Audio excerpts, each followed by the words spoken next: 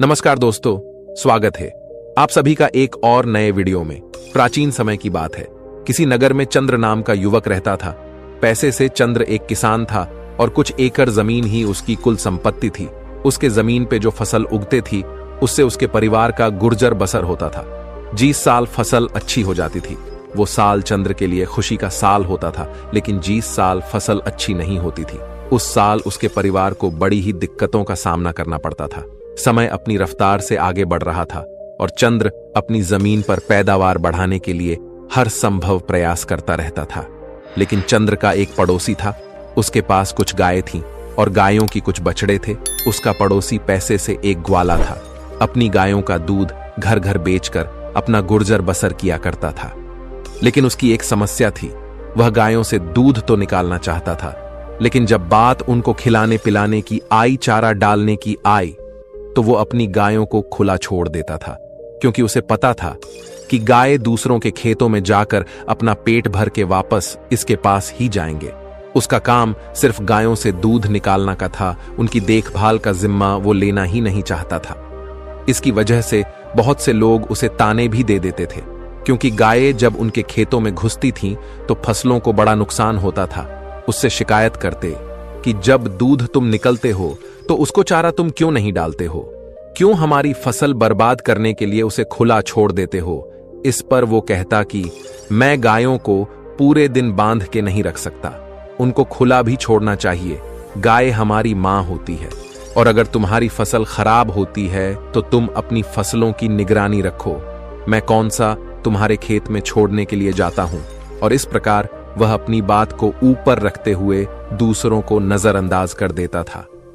एक दिन सुबह सुबह जब चंद्र अपने खेतों में गया तो उसने पाया कि रात में गायों ने उसकी खेत की बहुत सी फसल खराब कर दी थी। उसे खेत में उसने गायों के पैरों के भी निशान देखे। अब उसका यकीन पक्का हो गया था कि यह गाय उसकी पड़ीसी की ही थी। इसीलिए उसने सोचा कि वो अपने पड़ोसी को इसके शिकायत करेगा। लेकिन तभी उसे याद आया कि पड़ोसी को शिकायत करने का कोई फायदा नहीं है, क्योंकि वो उसकी बात को मानेगा ही नहीं। और आखिरकार उसने फैसला किया कि वो रात में अपनी फसल की देखभाल वहीं खेत में अपने झोपड़ी में रहकर किया करेगा। उसने घर आकर अपनी पत्नी को अपने विचार बताया कि आज रात से मैं खेतों में ही सोया करूंगा। इस पर उसकी पत्नी ने भी कोई विरोध नहीं किया, क्योंकि उसे पता था कि फसल अच्छी नहीं होगी तो फिर से कल है के दिन आ जाएंगे। इस रात को चंद्र अपना खाना पीना खाकर अपनी लाठी को तैयार करके अपनी झोपड़ी की तरफ निकल पड़ता है। आज उसने फैसला कर लिया था कि आज से जब तक फसल नहीं कटेगी वो खेतों में अपनी फसल की देखभाल किया करेगा। लेकिन उसके मन में एक असमंजस की स्थिति भी थी। उसने सोचा कि अगर गाय मेरी फसल खाने के लिए आई है तो मैं उसे लाठी से मार तो नहीं सकता। बचपन से उसके संस्कारों से उसकी ऐसी मान्यता थी कि गाय उसकी मां सम्मान है और मां पर कोई लाठी कैसे चला सकता है। तो यहां पर असमंजस की स्थिति तो खड़ी होनी ही थी। इसीलिए उसने सोचा कि मैं गाय को लाठी मारने की बजाय वैसे ही हक दिया करूंगा। गाय वैसे ही हंकने से खेत से बाहर चली जाएगी। लेकिन रात में जब गाय फसल खाने के लिए उसके खेत में पहुंची तो उसे उसने खेत से बाहर हटाने का बहुत प्रयास किया। वह इस कोने से गाय को बाहर हाँकने की कोशिश करता तो गाय उस कोने पर पहुंच जाती, लेकिन गाय उस खेत से बाहर निकालने का नाम ही नहीं ले रही थी। इससे चंद्र की झल्लाहट बढ़ती जा रही थी। अपने गुस्से की वजह से वो खुद पे से काबू होता जा रहा था और आखिरकार वो घड़ी भी आ गई जब वो अपने सारे संस्कार भूल गया। और जब आदमी गुस्से से भर जाता है तो उसका विवेक, उसकी बुद्धिमानी, उसकी सोच सब कुछ खत्म हो जाती है।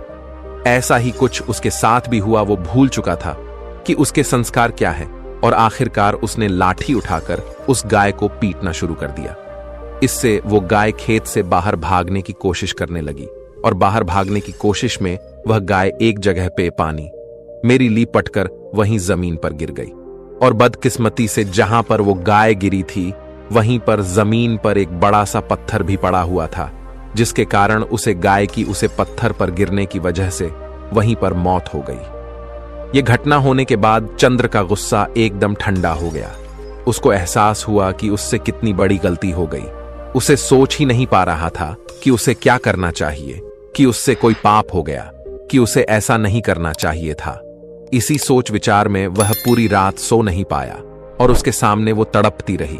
उसने उसका इलाज करने की भी कोशिश की, लेकिन रात में ना तो उसे कोई चिकित्सा मिल सकता था और ना ही मदद के लिए आसपास कोई मौजूद था, क्योंकि उसका खेत गांव से बहुत दूर था। वह पूरी रात उसे गाय के सामने बैठा रहा और उसे गाय को अपनी आंखों के सामने तड़पता हुआ देखता रहा। उसका दिल उसे बार बार धिक्कार रहा था। वो खुद से कह रहा था कि तूने कितना बड़ा पाप कर दिया, इसका प्रायश्चित तू कैसे करेगा। जैसे ही सुबह हुई तो गांव के कुछ लोग उस तरफ आ पहुंचे और जब उन्होंने चंद्र को एक मृत गाय के सामने बैठा देखा तो उन लोगों को पूरी घटना समझते देर नहीं लगी और चंद्र ने उनके सामने खुद माफी मांगते हुए कहा कि ये उससे बहुत बड़ा पाप हो गया है। इसके बाद गांव में एक पंचायत रखी गई और जीस गवाली की वो गे थी, यानी कि चंद्र का पड़ोसी। उसने पंचायत से न्याय की मांग की। यहां पर पंचायत को फैसला करने में कुछ ज्यादा तकलीफ नहीं हुई, क्योंकि चंद्र खुद यहां पर अपने आप को दोषी मानकर बैठा हुआ था। पंचायत में फैसला सुनाया कि जब तक चंद्र अपने इस पाप को धो नहीं लेता तब तक वो इस गांव में वापस नहीं आ सकता। इस पर चंद्र ने पंचायत से पूछा भी कि वो अपनी इस पाप को किस तरह से धो सकता है, तो पंचायत ने बताया कि तुम 4 धाम की यात्रा करके आओ, उसके बाद तुम्हारे पाप धुल जाएगा।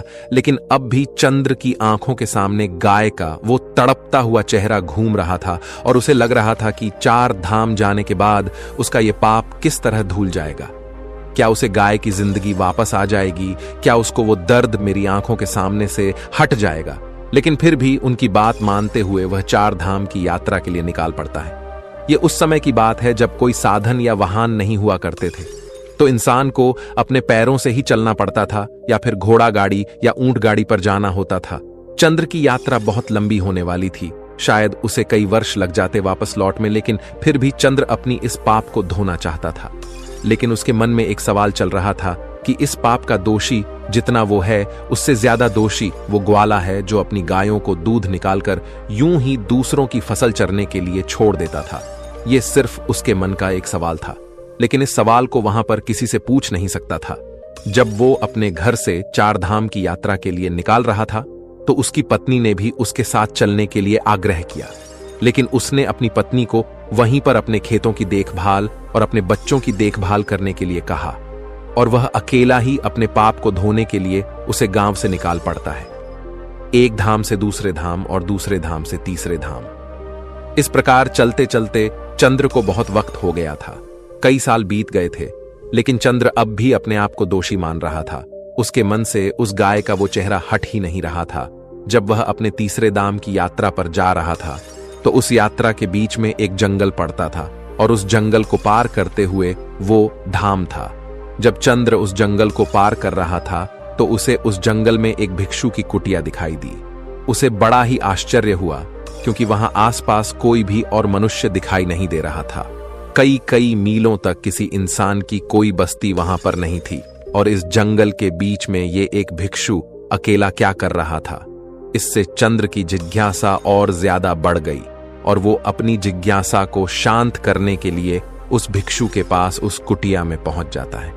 जब चंद्र उस कुटिया में पहुंचा उस वक्त वह भिक्षु ध्यान में लीन था, लेकिन जैसे ही चंद्र ने उस कुटिया में प्रवेश किया वैसे ही भिक्षु अपने ध्यान से बाहर आ गए।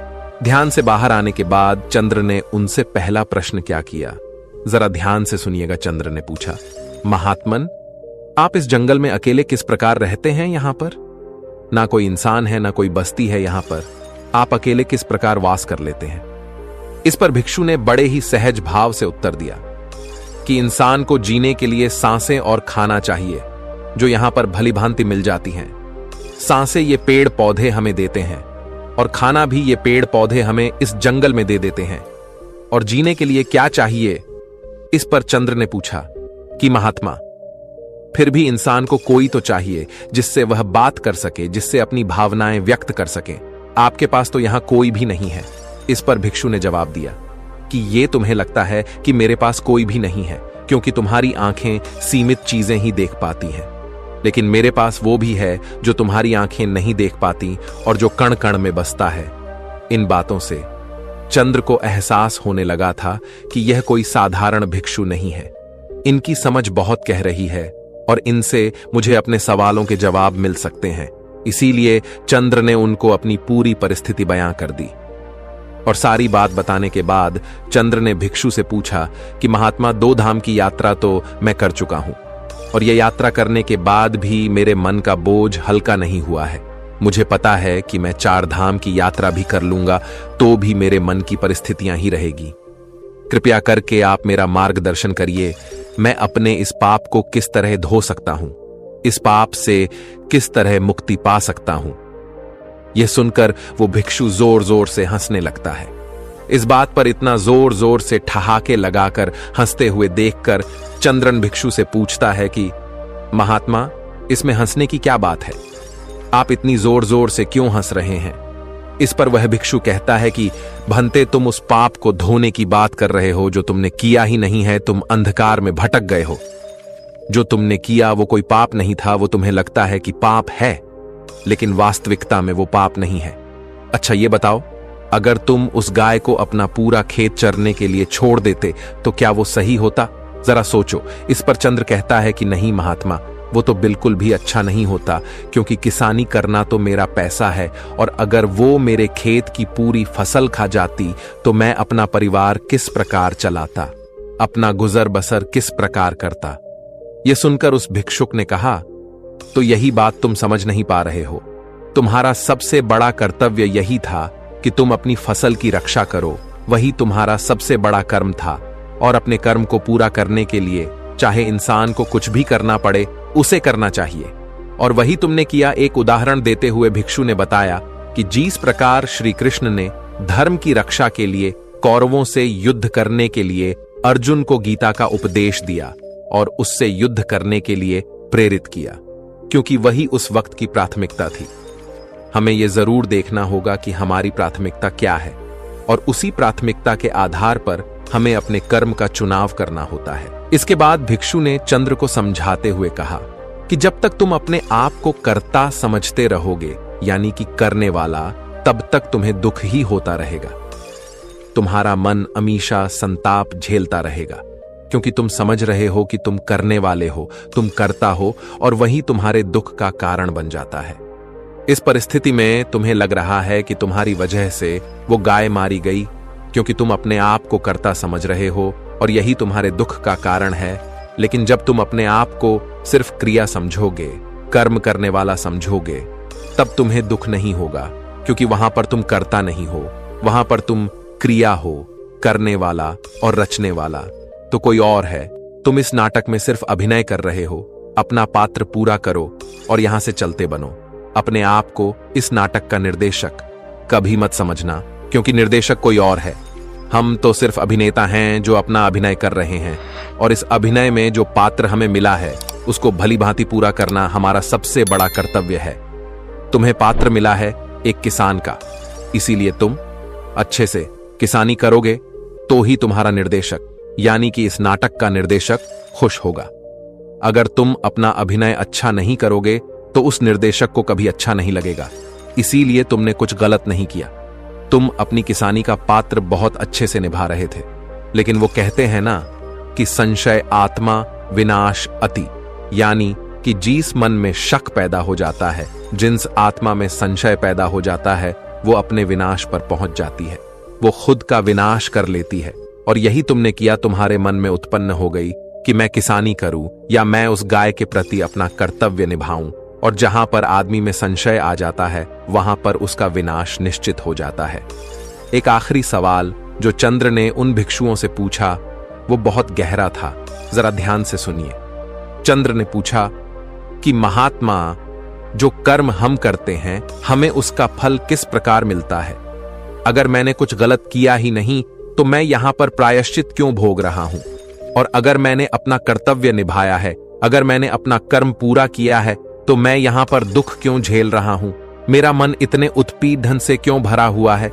इस पर बौद्ध भिक्षु ने उसे समझाते हुए कहा कि जब तुम जमीन में कोई बीज डालते हो फसल उगाने के लिए, तो तुम्हें कैसे पता चलता है कि तुम्हारी फसल कौन सा फल देगी? यह सुनकर चंद्र ने जवाब दिया कि महात्मन, ये तो बीज डालने के कई महीनों बाद पता चलता है कि यह फसल कौन सा फल देने वाली है। जब तक हमें यह पता नहीं चलेगा कि यह बीज किस पेड़ का है, तब तक हमें कैसे पता चल सकता है कि यह पेड़ कौन सा फल देने वाला है। यह सुनकर भिक्षु मुस्कुराते हुए कहने लगे कि जिस प्रकार बीज को जमीन में डालने पर हमें पता नहीं होता है कि वो कौन सा फल देगा, उसी प्रकार कर्म करते हुए हमें यह पता नहीं होता कि इस कर्म का फल हमें किस प्रकार मिलेगा। हो सकता है उस कर्म का फल मिलने में कुछ देरी हो जाए, लेकिन उस कर्म का फल मिलता जरूर है। लेकिन इंसान में इतना संयम नहीं रहता, वो इतनी दूर दृष्टि नहीं रखते थे, वो इतना सोच ही नहीं पाता। उसे तो अपने कर्मों का फल तत्क्षण चाहिए। वो तो यह चाहता है कि जैसे ही मैं अपना कर्म करूं वैसे ही मुझे अपना फल मिल जाए। लेकिन ऐसा जिंदगी के किसी पैमाने पर नहीं होता है। कोई भी विद्यार्थी जब मेहनत करता है तो कई साल बाद उसे उस विद्या का परिणाम मिलता है। अगर कोई विद्यार्थी ये सोचें कि आज मैं ये पूरी पुस्तक पढ़ लेता हूं और कल ही मैं परीक्षा में बैठ जाऊं, तो ऐसा हो नहीं सकता है। उसे सालों साल ब्याज करना पड़ता है और उस अभ्यास का फल उसे कब मिलेगा उसे ये पता भी नहीं होता है। लेकिन फिर भी इंसानियत समझ नहीं पाता और हमेशा अंधकार में भटकता रहता है। अपनी बात खत्म करते हुए भिक्षु ने कहा कि तुम अब अपने गांव लौट जाओ। तुम्हें 4 धाम की यात्रा करने की कोई जरूरत नहीं है। तुम अच्छे से गांव में जाकर अपना कर्म करो और वहां पर अपने परिवार की देखभाल करो। यही तुम्हारा अभिन्न है और यही तुम्हारा पात्र है जो तुम्हें इस जीवन में निभाना है। यह सुनकर चंद्र कहता है, लेकिन महात्मा पंचायत ने मुझे दोषी पाया है और जब तक मैं अपनी सजा पूरी नहीं कर लेता, यानी कि अपना पाप नहीं धो लेता, तब तक मैं कैसे वापस जा सकता हूं। यह तो धोखा होगा, सल होगा, जिसका परिणाम मुझे बाद में भोगना होगा। इस पर वो भिक्षु कहता है कि तुम एक बार अपने गांव में जाओ। वहां की परिस्थिति बहुत कुछ बदल चुकी होगी। वो गांव अब वैसा नहीं रहा होगा जैसा कि तुम छोड़कर आए थे, क्योंकि तुम अपने कर्म अच्छे से कर रहे थे और उन कर्मों के परिणाम अब वहां पर तुम्हारे परिवार को मिलने शुरू भी हो चुके होंगे। जाओ, इस चीज को अपनी आंखों से देखो और कर्मों के इस विधान को भली भांति समझो। यह सुनकर चंद्र अपनी यात्रा के बीच से ही वापस अपने गांव में लौट आता है और गांव में लौटकर वो क्या देखता है कि उसका वो ग्वाला वाला पड़ोसी जो गायों को यूं ही छोड़ देता था, उसके पास अब एक भी गाय नहीं थी और दूसरी तरफ उसके परिवार के नाम पर गांव में एक गौशाला बनी हुई थी, जहां पर गांव के लोग अपनी श्रद्धा से कुछ ना कुछ गायों को खाने के लिए चारा भेंट में देते रहते। ये दृश्य देखकर चंद्र आश्चर्यचकित रह गया। उसे समझ नहीं आया कि यह किस प्रकार हुआ। जब उसने लोगों से पूछा कि यह किस प्रकार हुआ, तो लोगों ने उसे बताया कि तुम्हारे जाने के बाद इस ग्वाले ने अपनी गाय रात में छोड़ना बंद नहीं किया और उसकी गाय दूसरों के खेतों में भी फसलों को नुकसान पहुंचाती रहती थी, जिससे सभी गांव वाले बहुत परेशान हो गए। और आखिरकार एक दिन पंचायत हुई और पंचायत ने यह निर्णय किया कि चंद्र से कुछ गलत नहीं हुआ था। वह अपनी फसल को बचाने के लिए अनजाने में ही उससे यह गलती हो गई थी। लेकिन यह गलती नहीं मानी जा सकती और इसीलिए जो गाय उस ग्वाले ने छोड़ रखी थी, उन गायों को पकड़कर एक गौशाला बनाई गई और वह गौशाला चंद्र के परिवार के नाम कर दी गई, क्योंकि पंचायत को एहसास हुआ कि चंद्र को दोषी मानकर उनसे बहुत बड़ी गलती हुई थी। इसीलिए अपनी गलती को सुधारने के लिए उन्होंने वह गौशाला चंद्र के परिवार के नाम कर दी। यह दृश्य देखकर चंद्र की आंखें खुल गईं। उसे उस भिक्षु की वह बात याद आ गई कि जब हम जमीन में बीज को डालते हैं तब हमें यह पता नहीं होता कि वह बीज क्या फल देगा, लेकिन जिस दिन वह फल देता है उस दिन हमें पता चलता है कि हमारा वह कर्म कितना सार्थक था। तो दोस्तों, कैसी लगी यह कहानी आपको कमेंट सेक्शन में जरूर बताना, और अच्छी लगी हो तो इस वीडियो को लाइक करके चैनल को सब्सक्राइब जरूर कर देना। तो मिलते हैं अगली ही किसी ऐसी कहानी में। तब तक के लिए अपना ख्याल रखें। धन्यवाद।